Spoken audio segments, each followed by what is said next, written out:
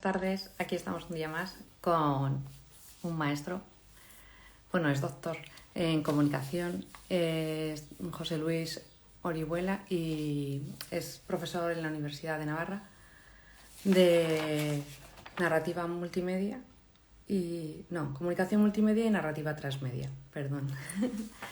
Y vamos a hablar del libro que tiene de culturas digitales. Y nos lo va a acercar a nivel de madres para ayudar y educar a nuestros hijos en el consumo de las redes, en un consumo responsable. A ver, hola, qué Un placer. cordial saludo, ¿cómo estamos? Muy bien, fenomenal. Aquí estamos para aprender. Bueno, Como- un gusto conversar contigo, Ana. Teníamos muchas ganas hace tiempo de tener este directo, o sea que en tus manos. Sí, de entrada te cambio las asignaturas, pero no pasa nada, creamos unas nuevas en las que impartes clase. Bueno, a mí lo que más me preocupa realmente es cómo educar correctamente en el consumo de las redes. O sea, es una pregunta muy amplia, pero desde tu conocimiento, para las madres que tenemos los hijos que se inician en esto en la adolescencia, o sea, ¿qué orientación así como, qué idea clave le darías, ¿no? A una madre? Yo creo que la idea clave es educar en la libertad. Yo soy, por mi trabajo, por mis defectos profesionales, evidentemente una persona que está a favor de la apropiación tecnológica, y mi discurso habitualmente tiene que ver con no demonizar la tecnología, sino educar en su uso libre. Lo que para los padres y para los maestros es tecnología, para ellos es ambiental, ellos no lo perciben como tecnología, es su forma natural, entre comillas, de comunicarse con los demás, con el mundo, de aprender, de informarse, de relacionarse, de enamorarse. Entonces, yo creo que el primer criterio tendría que ser eh, perder el miedo a la tecnología. Entiendo que para los padres y los maestros es complicado porque es un entorno muy distinto al que ellos tuvieron cuando fueron adolescentes. Nunca ha habido tanta diferencia entre el modo en el que fueron alfabetizados los padres y están siendo alfabetizados los hijos. Pero perder el miedo a la tecnología, no demonizar la tecnología, no castigar con la tecnología, y educarles en libertad, sabiendo que no siempre vas a estar encima de ellos controlando qué es lo que están viendo en cada momento. Entonces, esto me parece que es clave. Tercero, yo creo que se puede aprender mucho con ellos. Es decir, ¿de qué forma los que no somos nativos digitales hemos aprendido? Pues hemos aprendido con nuestros hijos y en mi caso con nuestros estudiantes. Eh, Ellos son los que te muestran las nuevas fronteras del mundo que están transitando, de ese mundo digital. Ellos son los que pueden ayudarte a transitarlo y tú puedes ayudarle con tu experiencia vital a ser prudentes, a no exponerse demasiado en lo personal, en lo físico, en lo emocional, porque son entornos mucho más complejos que los entornos de las ciudades. Mm. Lo que pasa es que ahí tenemos, por ejemplo, una batalla que es el tiempo, ¿no? Porque realmente, o sea, hay muchísima gente que produce contenido, hay muchísimas formas de consumirlo, cada vez está aumentando más, o entonces quieren estar al día. ¿Cómo equilibrar el estar al día y a la vez el tener un equilibrio de no estar todo el día metidos? Porque has dicho, no hay que castigar con las tecnologías, pero muchas veces el castigo es te quedas inmóvil, el más Bueno, fácil. yo creo que eso es un asunto que hay que corregir. Yo siempre en las conferencias para padres les digo a los padres, imagínate que a ti te castigan con un día sin electricidad. Eh, la electricidad también es una tecnología que para los padres y para los maestros es ambiental, es decir, que no la percibimos como tecnología, es parte de nuestra vida cotidiana al estar en una ciudad. Y si alguien nos castigara sin electricidad, pues nuestros alimentos en la nevera se verían perjudicados, no podríamos lavar la ropa, no podríamos leer de noche, no podríamos leer la televisión, es decir, no podríamos desempeñar nuestra vida. El agua corriente, si no queremos llegar a la electricidad, también es tecnología. Y si alguien nos castigara con 24 horas o 48 horas sin agua corriente, sería una tortura, ¿no? Bueno, lo mismo que para nosotros es la electricidad o el agua corriente, eh, para estos llamados nativos digitales es la conectividad. Hay que encontrar modos de interactuar con ellos que no pasen por la vía de cortar los recursos que son fundamentales para su vida social.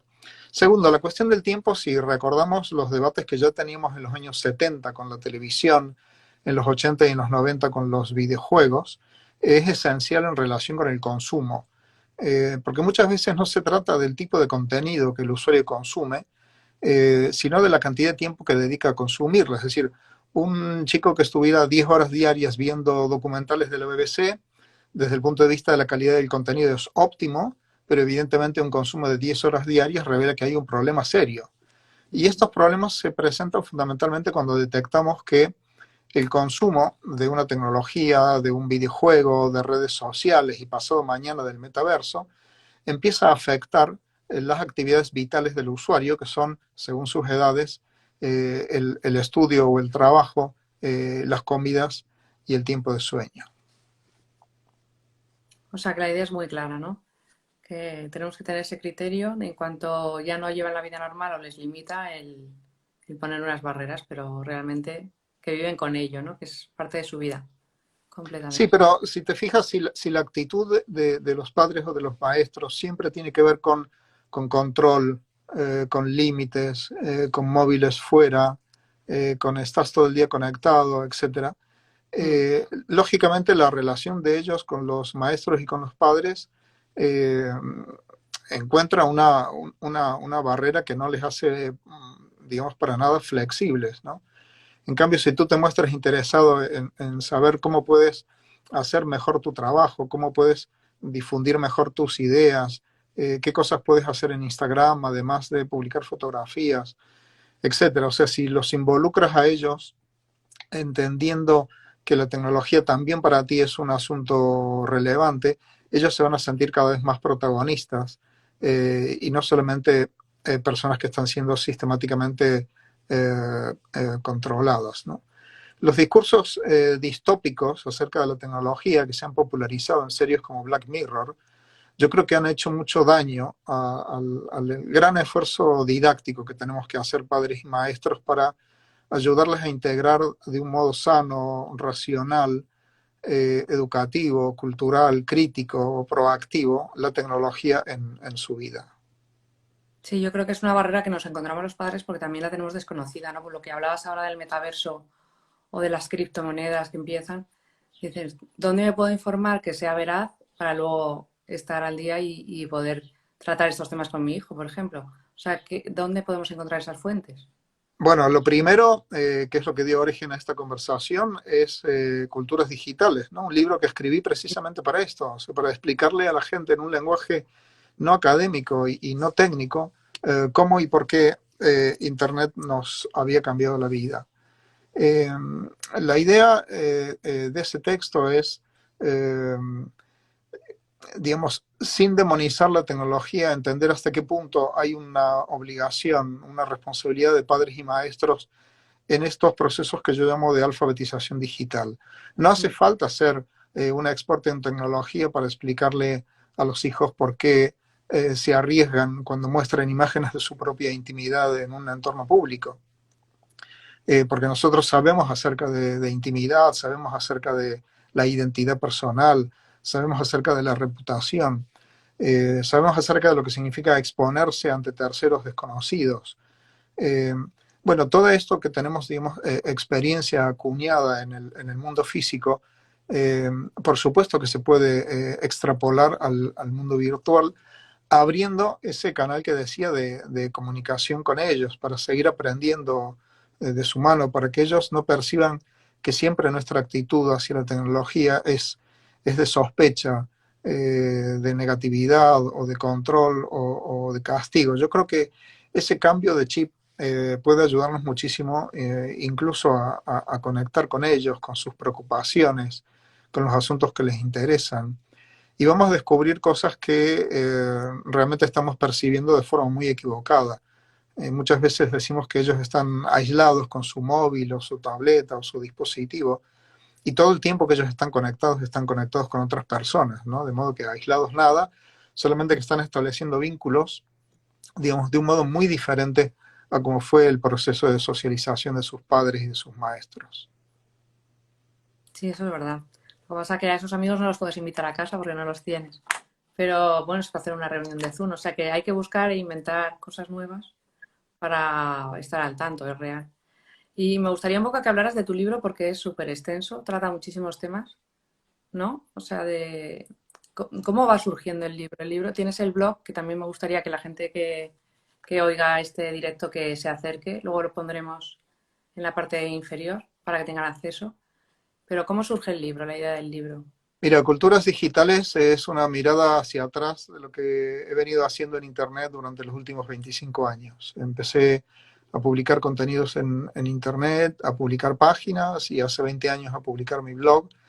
Entonces es una mirada hacia atrás para ver, bueno, qué asuntos han concitado mi interés en estos años, cuáles de ellos siguen siendo relevantes, sobre cuáles de ellos tengo que cambiar el discurso o actualizar el discurso, y cómo puedo contar toda esa experiencia acerca del nacimiento de Internet, de la revolución de los blogs, del mundo de las redes sociales, de los temas de identidad, de estrategia para las marcas y para las corporaciones, el fenómeno de las selfies, el fenómeno de la participación política a través del ciberactivismo.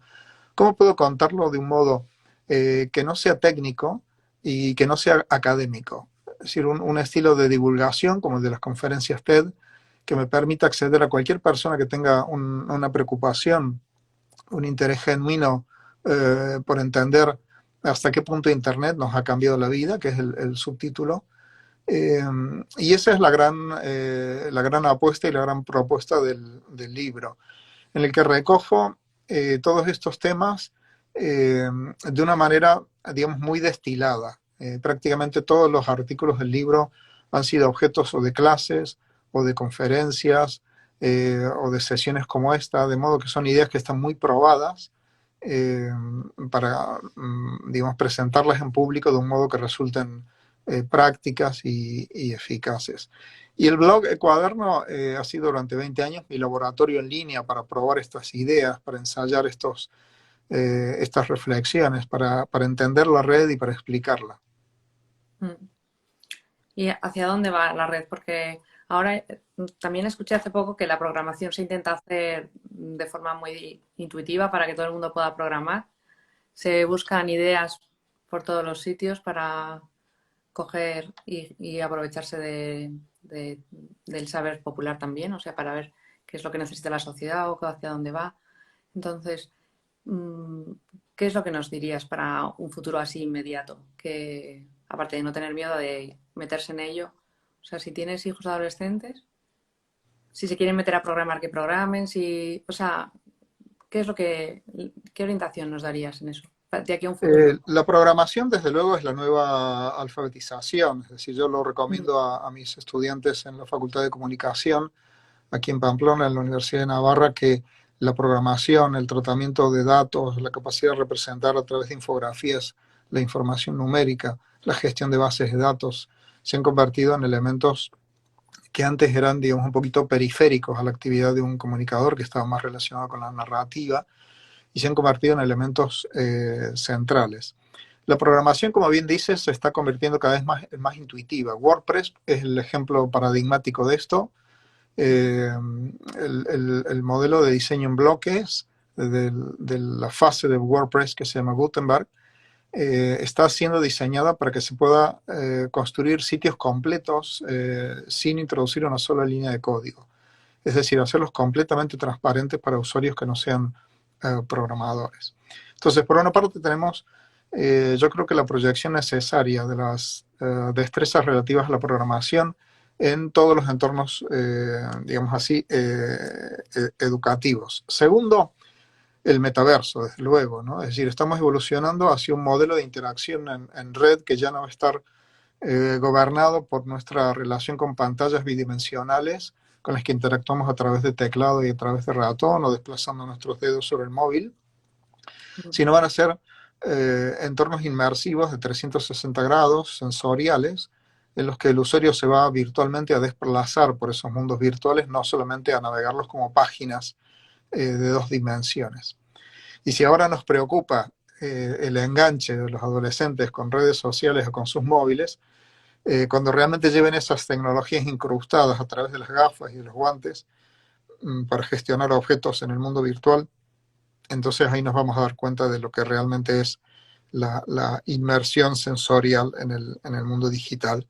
Y vamos a tener sesiones de este tipo para ver cómo gestionamos la relación, no solamente de los adolescentes, sino de todo el mundo, con un entorno que va a ser mucho más adictivo al ser inmersivo, al ser de 360 grados, al ser mucho más gestionable, sin saber programación, sin tener que tocar un teclado, simplemente desplazándonos por un espacio virtual. De modo que dos líneas serían programación eh, cada vez más extensa y difundida en todo tipo de entornos educativos, programación que está siendo cada vez más transparente para usuarios, digamos, de perfil no tecnológico, y por supuesto el horizonte del metaverso como un espacio digital, tridimensional, inmersivo, que va a cambiar de nuevo completamente toda nuestra experiencia, no solamente de la red, sino también de las relaciones entre las personas, de la educación, del comercio, de la política, del entretenimiento, realmente de todo, de nuevo.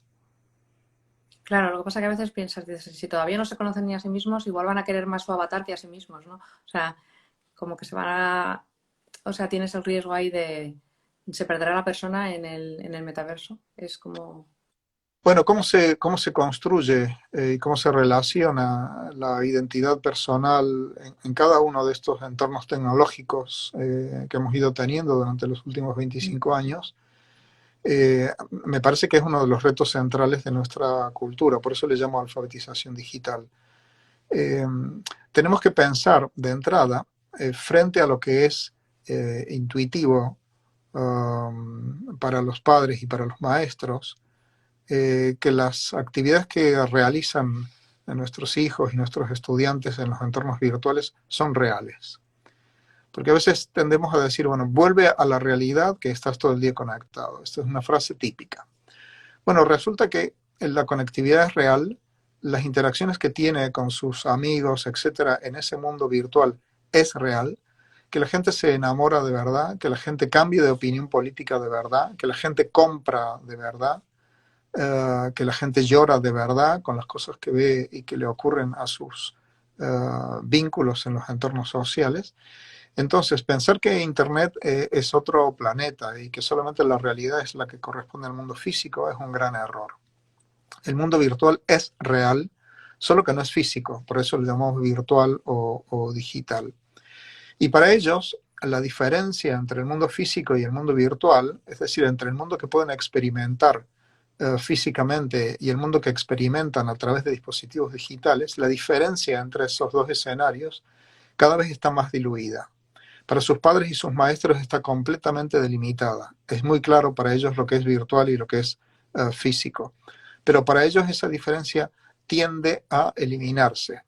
Y por supuesto, cuando avancemos hacia entornos inmersivos como los del metaverso, va a ser mucho más difícil distinguir intelectualmente cuáles son las experiencias, digamos así, reales de las experiencias virtuales, siendo todas reales, solamente que unas tienen lugar en entornos virtuales y otras en entornos físicos. Sí, lo que pasa es que todavía estamos, o sea, los que no somos del mundo digital, yo lo oía el otro día con una amiga y dice, pero es que la gente se está volviendo loca, mira que comprar ropa en el metaverso o comprarse una casa y pagar dinero. Y entonces es como, ¿cómo rompes estas mentalidades que tenemos? Porque son cosas que se van a encontrar tus hijos directamente. Bueno, por supuesto, del mismo modo que, digamos, comprar ropa para un avatar es en cierta forma como aplicar filtros a una fotografía que aplicamos en un avatar de dos dimensiones en Sí, nuestra red profesional LinkedIn o Twitter o Facebook o Instagram. Es decir, aplicamos un filtro, una iluminación, un encuadre, etcétera, para mostrar, digamos así, la mejor imagen de nosotros mismos. Cuando los entornos son tridimensionales, inmersivos, entonces efectivamente usas no solamente ropa, sino también usas accesorios y usas calzado.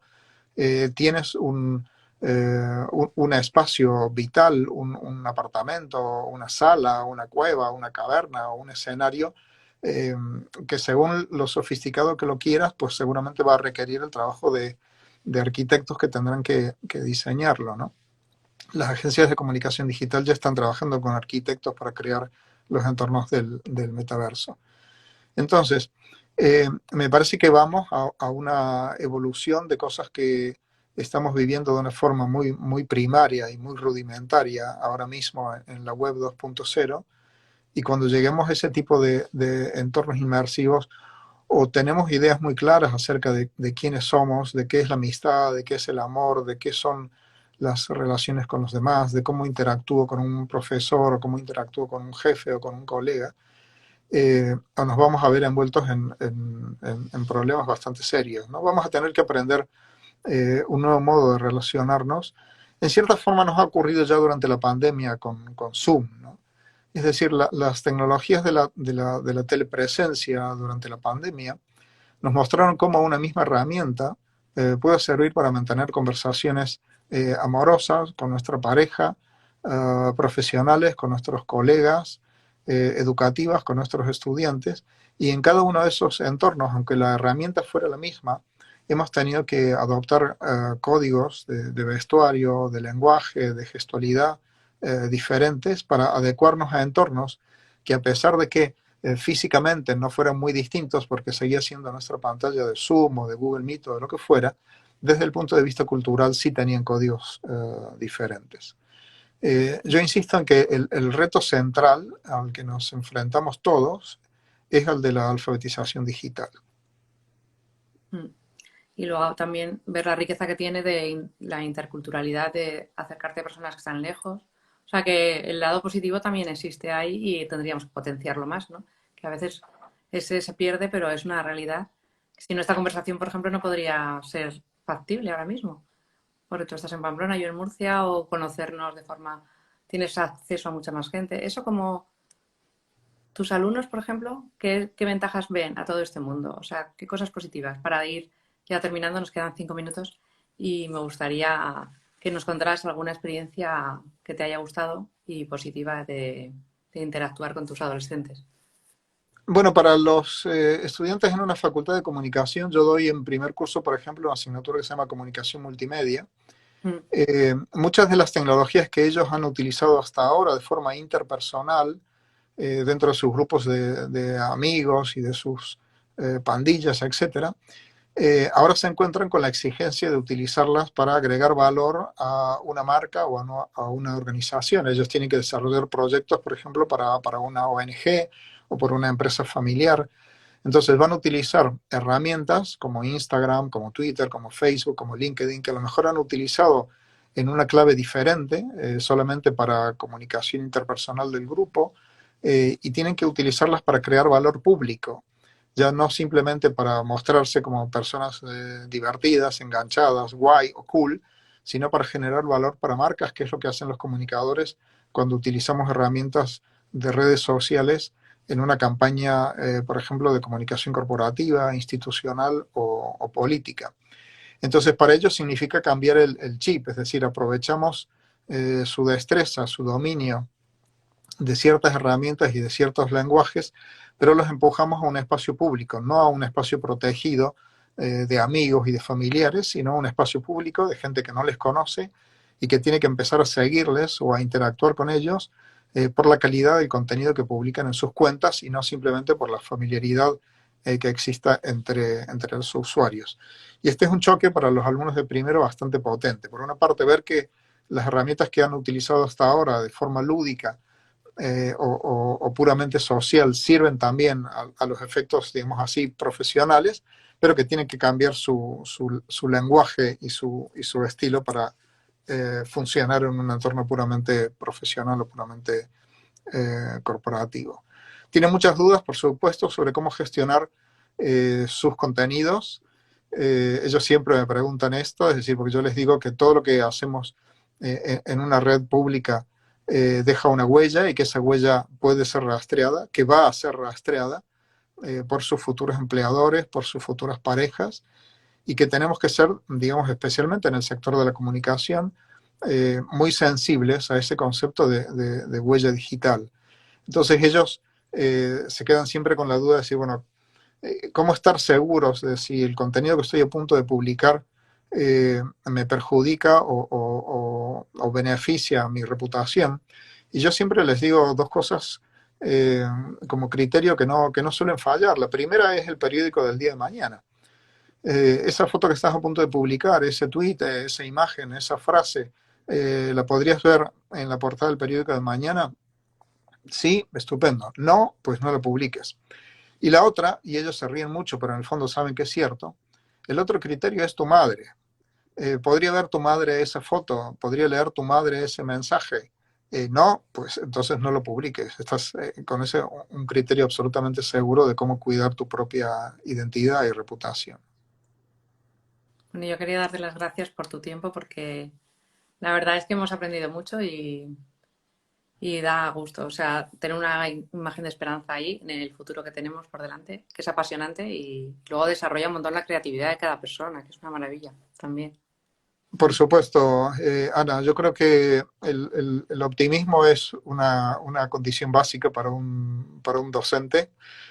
Siempre recuerdo una vez tras terminar una conferencia en Lisboa, la primera pregunta de una persona del público fue, lo que pasa, profesor, es que usted es un optimista. Y yo le respondí, es que si no fuera optimista no podría dedicarme a la docencia, ¿no? Mm, Y yo creo que esta es totalmente. la clave para los padres y para los profesores. Tenemos que ser optimistas respecto de, comenzando de las capacidades de nuestros propios estudiantes e hijos para hacerse cargo de un mundo que ha cambiado completamente con herramientas mucho más sofisticadas que las que usamos nosotros para empezar nuestro proceso de socialización. Por mi parte, Ana, quedo a tu disposición para el futuro seguir conversando sobre estos temas. Ha sido un gustazo compartir este rato contigo y con tus usuarios. Mm.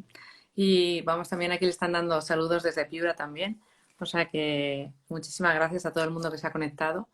El directo se va a quedar grabado y en una semana haremos un sorteo en quien lo difunda mencionando a dos personas o poniéndolo en historias, enviándonoslas si son privadas y daremos un ejemplar del libro. Entonces, desde Tendrá luego un el quien... ejemplar, sí, sí, tendrá un ejemplar de culturas digitales, los que tú designes como ganador del concurso, con todo gusto. Pero que animamos a todo el mundo a que lo lea como libro de texto base para a partir de ahí saber dónde estamos. Y muchísimas gracias por su tiempo. Fantástico, un abrazo, Ana, hasta la próxima. Un saludo.